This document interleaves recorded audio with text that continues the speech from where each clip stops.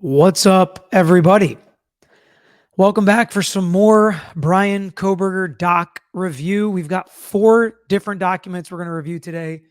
It is more argument over what should happen with this DNA, IgG, SNP testing and what law enforcement did and what they should have to turn over to Brian Kohberger. Arguments on both sides, but specifically from the state, where they asked the court for more time to prepare and cross-examine the expert witnesses that the defense called. And we're going to hear about what their decision is on that. And number 2, they're going to explain, at least we think they're going to explain, the contact between the FBI and the expert witness, Vargas, that the defense called. That was sketchy. And we kind of side-eyed that and said, I'm not so sure that that's appropriate.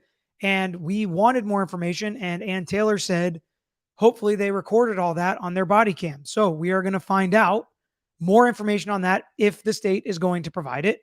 And then we will also hear a response from the defense about what they think about the state's argument, because the state didn't argue here in these motions for different reasons why the judge should decide not to force them to turn over that information, but instead why the court should fall in line, do what other courts have done, and not force them to turn over this information. So it's kind of a different argument. We're going to go through it. We're going to read through these motions together and discuss what they mean and what we think about them. And as always, put your questions in the comments. So hit that like button if you haven't already and subscribe to our page if you enjoy this type of content and breaking down these documents and trying to understand better what they mean. All right. So first, let's pull up the state's notice.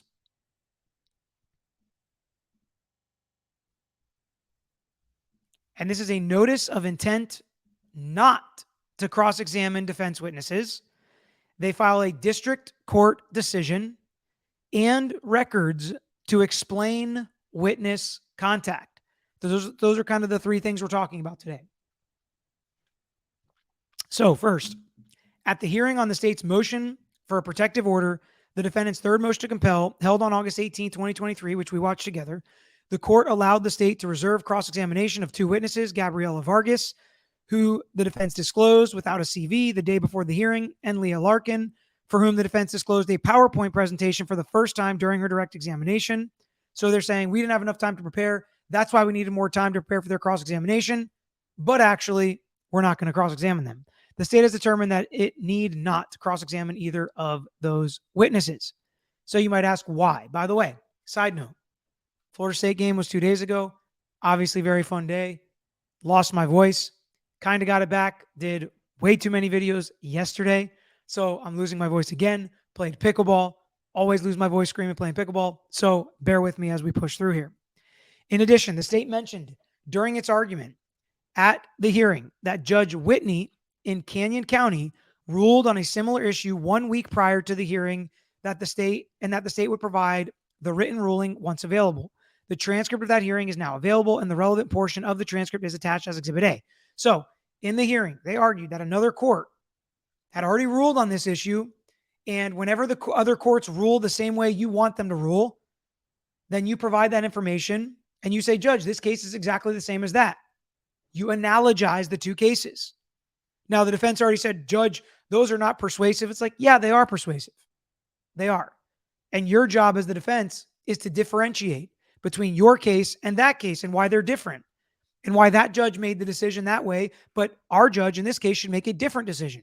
And we'll see if the defense does that. But right now, this is the state saying it's an argument we already made. We're not trying to convince you any further, Judge. We're just trying to show you.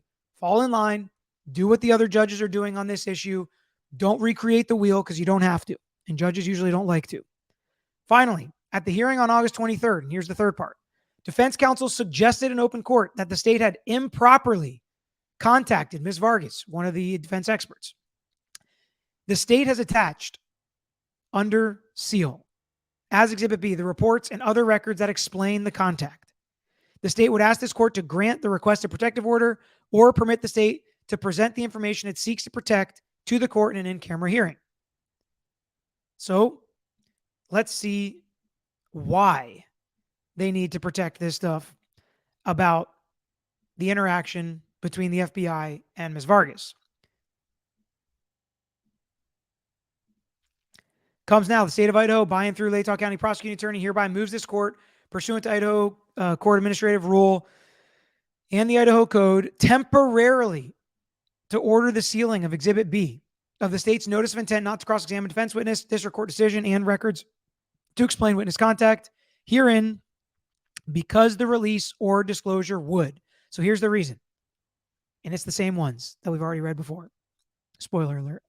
Interfere with enforcement proceedings, deprive a person of a right to a fair trial or impartial adjudication, constitute an unwarranted invasion of personal privacy, disclose the identity of a confidential source.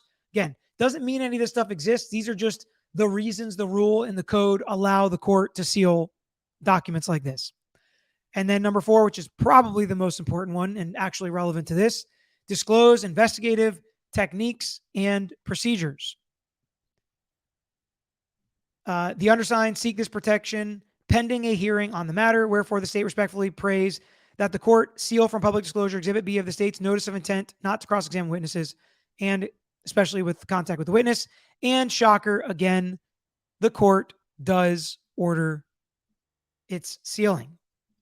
So we do not get to see the state's answer and explanation as to why that witness contact with Vargas was made by law enforcement. That's an answer I'm interested in. And I think the good news, at least, is that Ann Taylor and the defense team is going to have that information. So if it is something nefarious, if it is something to continue to argue about, we should expect to see further and future motions on that issue.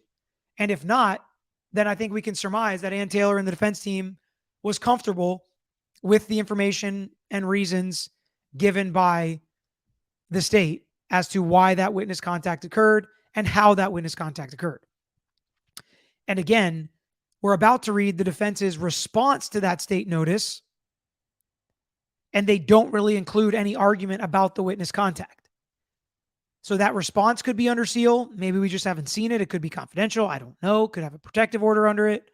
Or maybe they're filing that response separately. Or maybe they've got enough information where they don't feel like they really need to respond to it. Point is, we don't know yet, but we do know that they have more information than they had before. So let's see what they do respond to, and specifically to the state's argument about that prior district court order and the fact that they provided it now to the court to review instead of just the court relying on the state's argument. And the defense got to read the district court order. And now let's see if they can differentiate it from the Kohberger case. Comes now Kohberger through his attorney to respond. Procedural history. The court conducted a hearing on August 18, 2023 on Mr. Kohberger's third motion to compel. 4 witnesses testified for the defense, and the state reserved the right to cross-examine 2 witnesses. On August 30th, the state filed a notice that it does not intend to reopen the hearing and cross-examine the 2 witnesses. So basically, the evidentiary part, witness testimony statements, the judge has all the information he's going to get at this point. He needs to make a decision. He was keeping it open before in case the state wanted to cross-examine those 2 witnesses.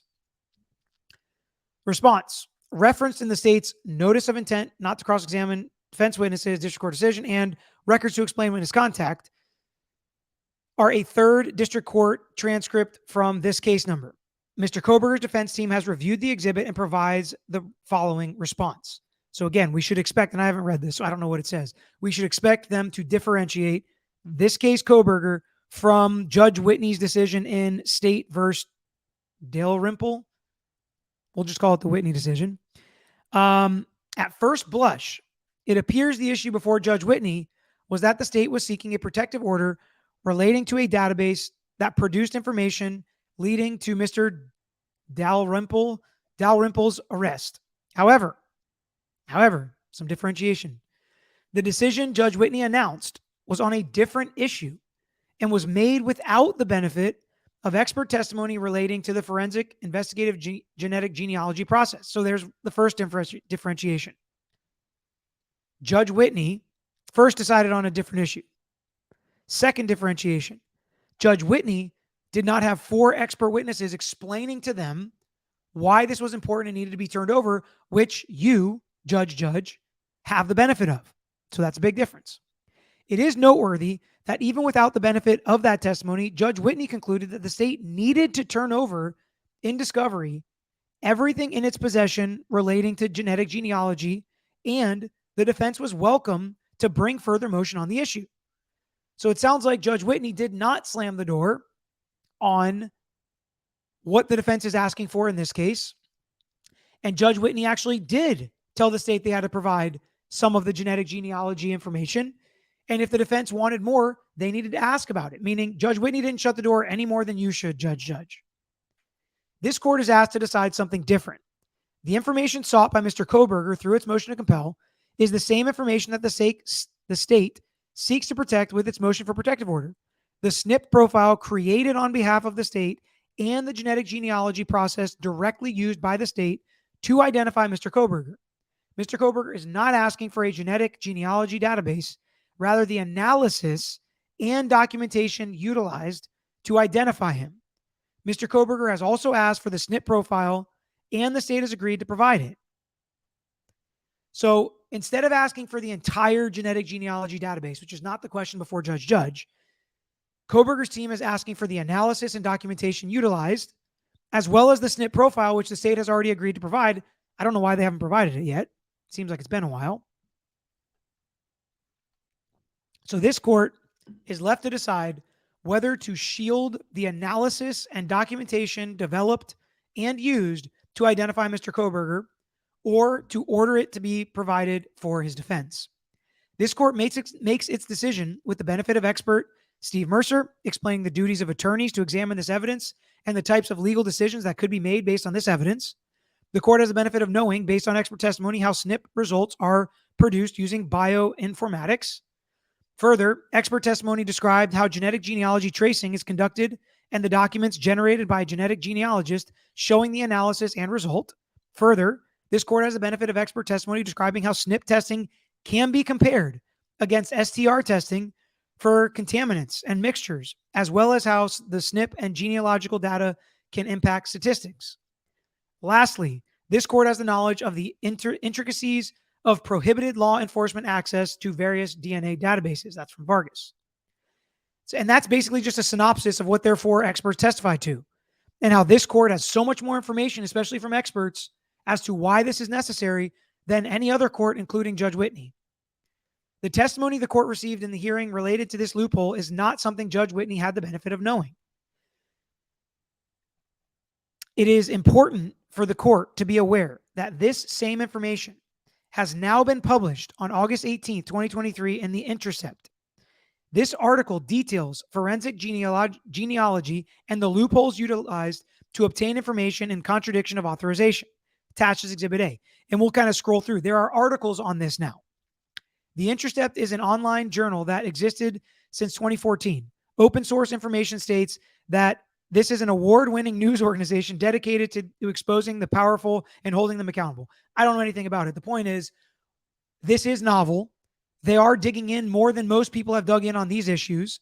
And with technology, as it continues to advance, loopholes will continue to advance.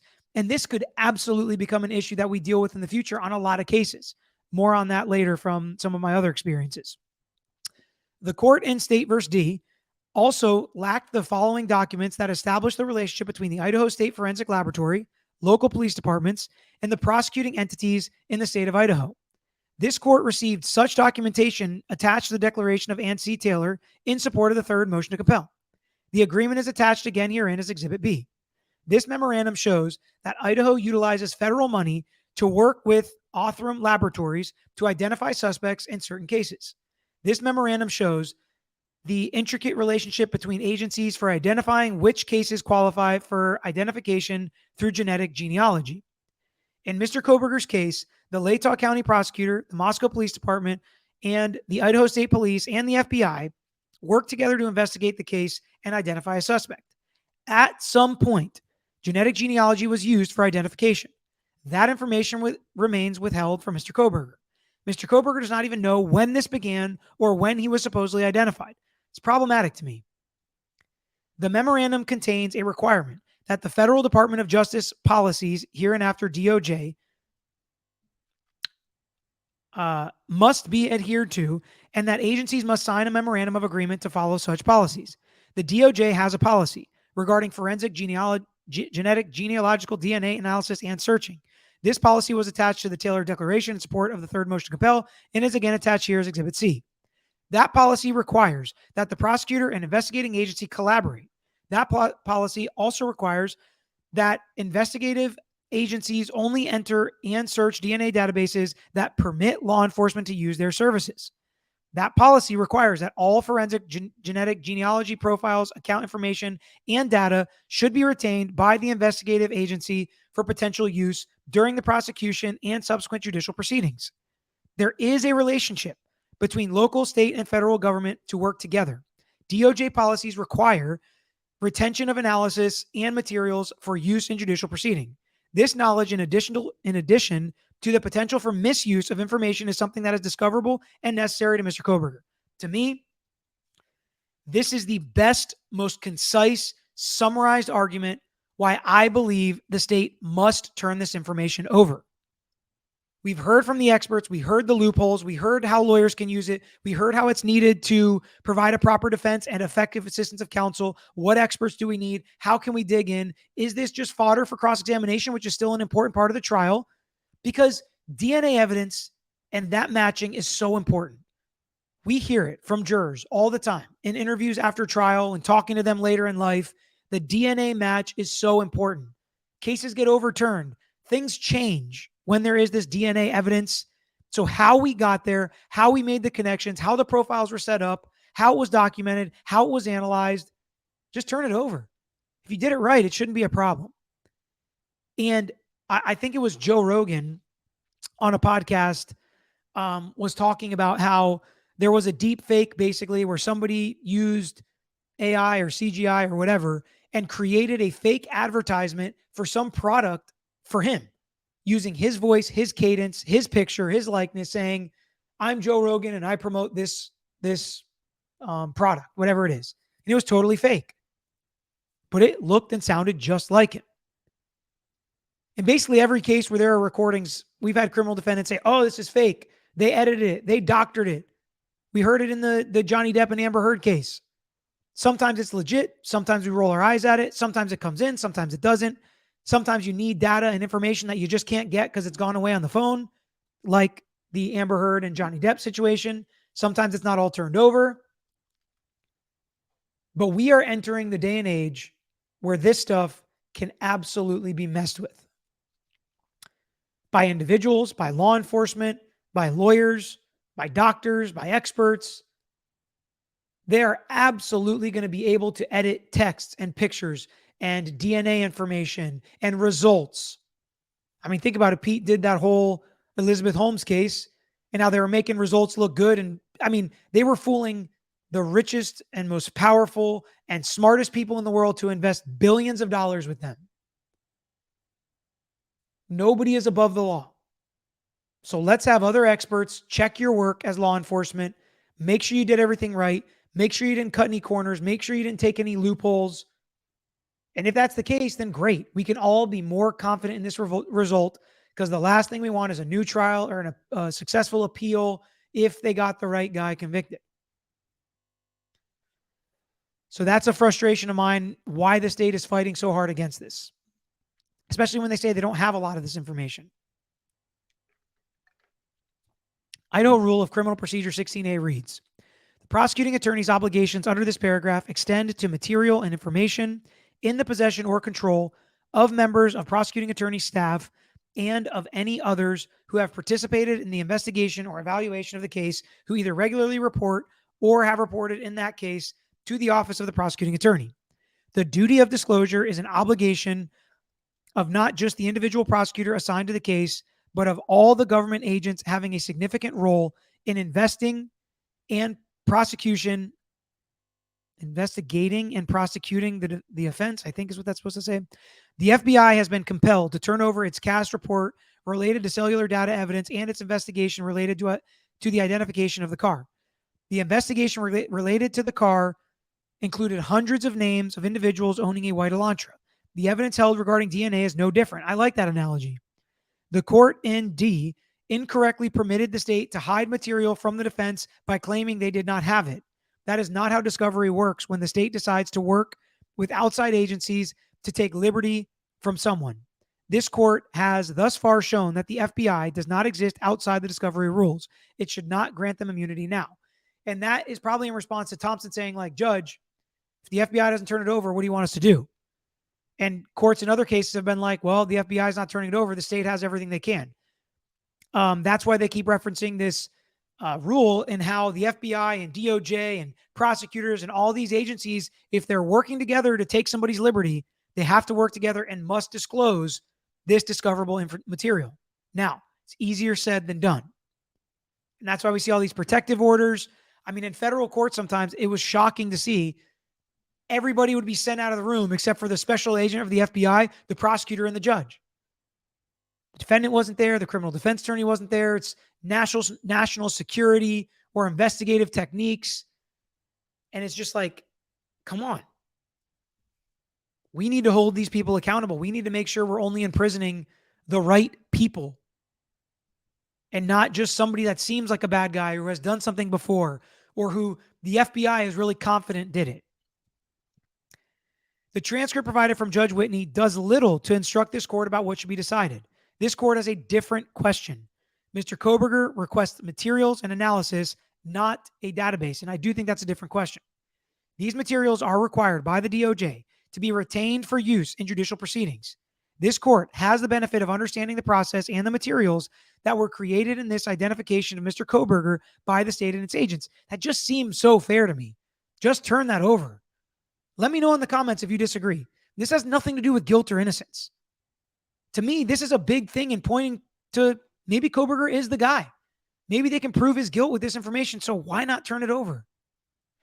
Mr. Kohberger respectfully requests the court order the state to disclose the materials. Mr. Kohberger is happy to comply with any limiting order the court deems appropriate. And I can answer my own question because they can still use the conclusions that are so damning without providing the process and analysis of how they got there. And as long as they can do that, they can say, oh, we're not even planning on using any of this stuff, Judge. Just the conclusions and the results. And that's the problem. And that's what I have a problem with. And I'll just say, I mean, Ann Taylor wrote this. I didn't even know that. I seem to like the way she argues better than Jay Logsdon. I don't know why. Nothing against him or for her, but just seems like when I read these motions, I find myself saying that's reasonable. And then there's some hyperbole, I feel like, in Logsdon, but everybody has different styles they like. So just to scroll through, here are some articles. Police are getting DNA data from people who think they opted out. If we can't trust these practitioners, we certainly cannot trust law enforcement. Quotes like that. The wild, wild west. An open secret. You know, these are just kind of the articles. Undisclosed methods. This case should never have used forensic genetic genealogy in the first place. You know, I don't know how reliable these sources are, but if you have something like this, you might as well use it. A search of all of us. You know, there's no boundaries. They're just doing whatever they want. And so that's what was produced by the court. And the very last document I just wanted to show on screen here is the new hearing date on the motion to remove cameras from the courtroom, September 13th, 2023, which is a week from today when I'm recording this. You're probably listening to it on Thursday. And guess what? That's perfect timing. My dad, JD, and I think, are the three that are going to be breaking down the media's rights in these trials for our podcast, Trial by Media, Fair or Foul. So Monday morning, that podcast is going to drop. So take a second, go to subscribe to our YouTube page, Lawyer You Know Podcast, and on all podcast platforms, Spotify, iTunes, all of that, because that's what drops Monday morning. And we break down and do a deep dive on what the media's rights actually are. And we're going to talk a lot about cameras and microphones in the courtroom as a much deeper dive than I've done on any of these videos. So right after we do that on Wednesday, we're going to have that hearing. So it's going to be really interesting to see what arguments they make compared to what we think and what we discuss and how we think it's going to come down in the future. So let me know if you agree with me or, of course, disagree with me in the comments. Let me know if you think they should turn this stuff over. I feel like we've been asking this question for literally months. And if it's much ado about nothing and everything was done above board, great. But I think at this point they need to turn it over. And I feel myself pushing further and further into better safe than sorry territory where please just turn it over. Let's look through the information, make sure it was all done right. And if it wasn't, throw it out. And you might still be able to prove the case without this information. That's a possibility too. Just because this gets thrown out does not mean the case has to go away. The state still makes the decision to think if they have enough information that they feel like they can prove this case beyond a reasonable doubt. So that's all we got. Hit the like button on the way out. Make sure you subscribe. Stick around for the outro. Until next time, I'm out of here. Thanks for watching another episode of The Lawyer You Know. If you enjoyed the episode, please hit the thumbs up and share with your friends who may be interested here on YouTube. And don't forget to subscribe. You can also follow us on Instagram, Twitter, Facebook, and TikTok at Tragos Law is our handle. And don't forget to listen to the Lawyer You Know podcast featuring new episodes every week. If you have a case you want to talk to us about, if it's a personal injury case, wrongful death, catastrophic injury, car accident, or slip and fall case, please email us at lawyeryouknow@gmail.com. And of course, all these links I just mentioned are included in the description below on this episode and every episode. So until next time, this is Peter Tragos, The Lawyer You Know.